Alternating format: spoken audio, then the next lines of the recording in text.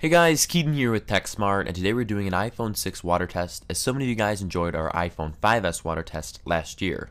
So this is the iPhone 6, as it is a lot thinner, a lot lighter, has kind of a new shape, and it has a power on and power off button on the right side instead of the top this year. And looking on the phone, we can see an extra row of icons and a few other characteristics, as this does have a 4.7-inch display, but Apple did release the iPhone 6 Plus, which has a 5.5-inch display. So without further delay, let's go ahead and get dropping.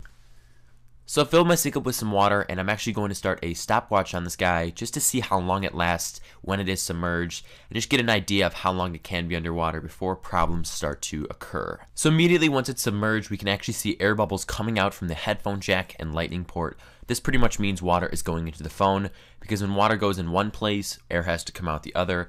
So it's just going to start to air bubble for the next minute or so, and then problems might occur.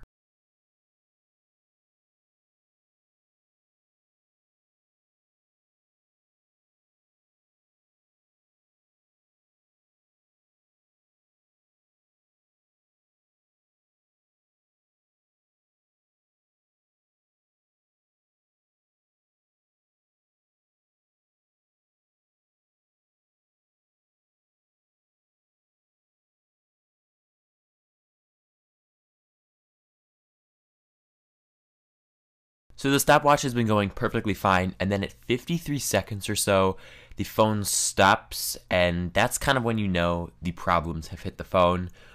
We can see that now the right side of the phone has become black, and it's just going to spread amongst the entire device, kind of glitch out a bit here, and at this point you know your phone is pretty much fried.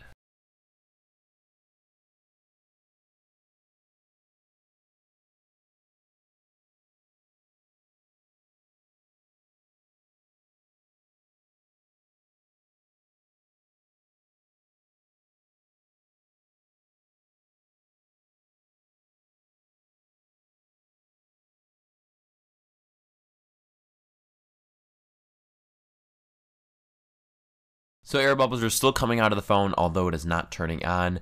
So I'm just going to take it out, try to power it on, and see if we have any luck. As last year I was able to, and then a blue screen did come on. So just hitting the power button on the side, it doesn't appear that anything is working.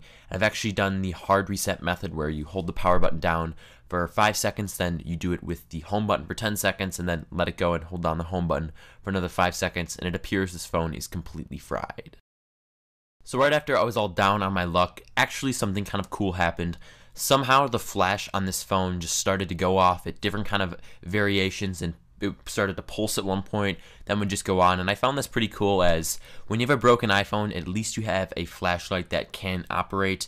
And I actually went outside shortly after that and was just going around with my iPhone 6, as it is pretty much just a flashlight at this current moment. And right now the flash is still on. That might be because it has a larger battery, and I'll try to charge it after the fact and just see if I have an iPhone flashlight now, as this is a rarity. So thank you guys so much for watching this water test where we tested out the iPhone 6 versus H2O. Now the reason I do these tests is some phones that don't claim that they can stand up to water actually did, and my prime example here is the HTC One M8, and it still works to this day. So if you guys enjoyed this water test, then go and give this video a big thumbs up, and go and subscribe to the channel to be notified when more iPhone 6 and 6 Plus content does come around. Thank you guys once again, and I look forward to seeing you in my next video.